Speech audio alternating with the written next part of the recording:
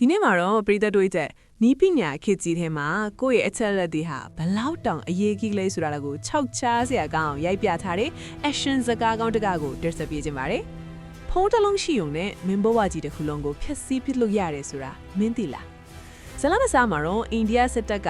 Major Katirawan နဲ့မိတ်ဆက်ပေးထားပါတယ်။သူကတိုက်ခိုက်ရေးမှာအရန်တော်ပြီမဲ့ဒေါသကတော့အတော်လေးကြီးရဲ့သူပါ။အချင်းပြတ်ချစားနေတဲ့စနစ်ကြီးကိုစိတ်ကုန်ပြီးနိုင်ငံခြားထွက်ဖို့ကြိုးစားနေတာပေါ့။ဒါပေမဲ့သူ့ရဲ့ဒေါသကိုစေရိုက်ကြောင်အထက်လူကြီးတွေကခွင့်မပြုပဲစိတ်ယောဂကူးဆရာဝန်စီမှာနှစ်သိမ့်ဆွေးနွေးမှုအရင်ခံယူဟိုင်းပါတယ်။အဲ့ဒီမှာဒေါက်တာရာတီနဲ့တွေ့ပါတယ်။ရာတီကကာတီရာဝန်ရဲ့စိတ်တန်ရာကိုတူးဖော်ကြည့်လိုက်တဲ့အခါမှာတော့သူဟာသူ့အဖေကိုအသေးမူးနေတာကိုသိလိုက်ရတယ်။သူ့အဖေကငွေတွေကိုအမြဲရှော့ချီပြီးမိသားစုကိုအကျွေးလေးပတ်လဲဝိုင်းအောင်လုပ်ခဲ့တဲ့သူပါ။အဲ့ဒီအကျွေးတွေကြောင့်ပဲသူ့အမေသေဆုံးသွားခဲ့တယ်လို့ကာတီရာဝန်ကယုံကြည်နေတာ။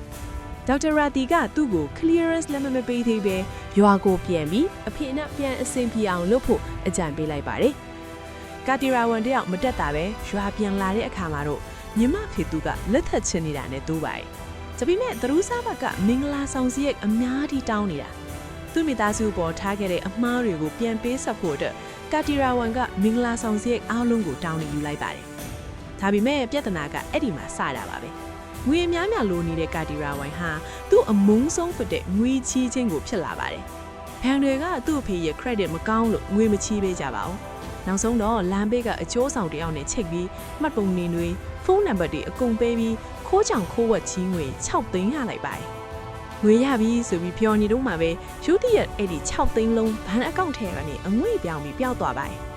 ကာတီရာဝန်တယောက်ဒေါသတွေပေါက်ကွဲပြီးသူ့အဖေပဲငွေတွေကိုပြင်ယူသွားတယ်လို့ထင်ပြီးအဖေဖြစ်သူကိုစိတ်နာအောင်ပြောဆိုလိုက်တာအဖေဖြစ်သူကရှက်လုံးလို့ကိုတတ်တယ်ကိုအထိစူးစမ်းခဲ့ပါတယ်။ဒါပေမဲ့တကယ်တော့စိတ်ယုံရောက်မှကာတီရာဝန်တိလိုက်ရတာကသူ့အဖေဟာအရင်ကငွေချီးခဲ့တာတွေဟာလောင်းကစားဖို့မဟုတ်ပဲသူ့အမေရဲ့စေးကူးသားစီးရဲ့အသက်ပဲဖြစ်ခဲ့တာပါအမှန်တရားကိုတီးလိုက်တဲ့အချိန်မှာကာတီရာဝန်တယောက်ရင်ခွဲမတက်ခံစားလိုက်ရပြီးသူ့ငွေတွေကိုခိုးသွားတဲ့သူကိုအသေးအလျလိုက်ဖမ်းဖို့ဆုံးဖြတ်လိုက်တော့ပါတော့တယ်ကာတီရာဝန်ကစစ်သားဆိုတော့စစ်သားနီးလန်းအတိုင်းစုံစမ်းပါတယ်ဒီငွေတွေဟာ digital ကဘာရဲ့မကောင်းဆိုတာ white devil လို့ခေါ်တဲ့စက်ကြားမှုတီးရဲ့လက်ချက်ဆိုတာသိလိုက်ရတယ်ဒီကောင်ကလူတွေရဲ့ data တွေကိုခိုးယူပြီးဘဏ်အကောင့်တွေကိုရှင်းပစ်တဲ့ပါရမီရှင် hacker တယောက်ပါ white devil ရဲ့ဆောင်ပုတ်ကသတင်းအချက်လက်ဟာချမ်းသာကြွယ်ဝမှုပဲတဲ့သူကဖုန်းတွေမှတ်ပုံတင်တွေကို hack ပြီးလူတွေရဲ့ဘဝကိုကစားနေတာကာတီရာဝန်က white devil ရဲ့လက်အောက်ခံစံကန်းကြီးတစ်ခုကိုစီးနင်းလိုက်ပြီး laptop တစ်လုံးကိုခိုးယူလိုက်ပါတယ်ဒါကိုတည်သွားတဲ့ white devil ကလည်းလွယ်မနေပါဘူးကာတီရာဝန်ရဲ့ညမဖုန်းကို hack ပြီးချင်းမြတ်တာတင်မကကာတီရာဝန်ရဲ့စစ်တပ်အကောင့်ထဲကိုခိုးထားတဲ့ငွေတသိန်းထည့်ပေးပြီးအဂတိလိုက်စားမှုနဲ့ထောင်ချောင်းဆင်လိုက်ပါတယ်အခြေအနေတွေကလုံးဝပြောင်းလဲသွားခဲ့ပါပြီကာတီရာဝန်တယောက်ယာဒူးကနေလည်းအထုခံရမယ့်အခြေအနေမှာသူကတနက်နဲ့မတိုက်ကြဘူး white devil ကိုသူနီးသူဟန်နဲ့ပဲပြန်တိုက်ဖို့ဆုံးဖြတ်လိုက်ပါတော့တယ်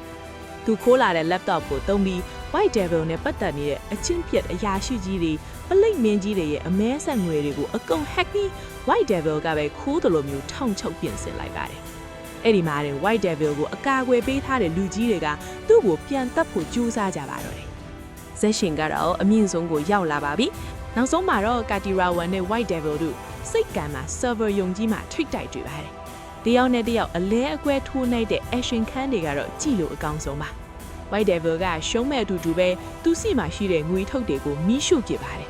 ဒါပေမဲ့ကာတီရာဝန်ကပို့တော့ပါတယ်သူက white devil ရဲ့ရုပ်ရည်နဲ့သူခိုးထားတဲ့အချက်လက်တွေကိုတနိုင်ငံလုံးကခန်းစားခဲ့ရတဲ့လူတွေစီကို live လွှင့်ပြီးဖွင့်ချလိုက်ပါတယ်ဇက်သိန်းကတော့ငွေတွေမီးလောင်နေတဲ့အချိန်မှာပဲလစ်နာခဲ့ရတဲ့လူအုပ်ကြီးကဂိုးတောင်ထဲကိုဝုန်းကနေဝင်လာပြီး white devil ကိုဝိုင်းဝန်းကြည့်ပြီးတရားစီစဉ်လိုက်ပါတော့တယ်ကာတီရာဝန်ကတော့သူ့မိသားစုကိုပြန်လဲစူးစီးပေးနိုင်ခဲ့ပြီးစစ်တပ်ထဲကိုလည်းဂုဏ်သိက္ခာရှိပြန်ဝင်နိုင်ခဲ့ပါတယ်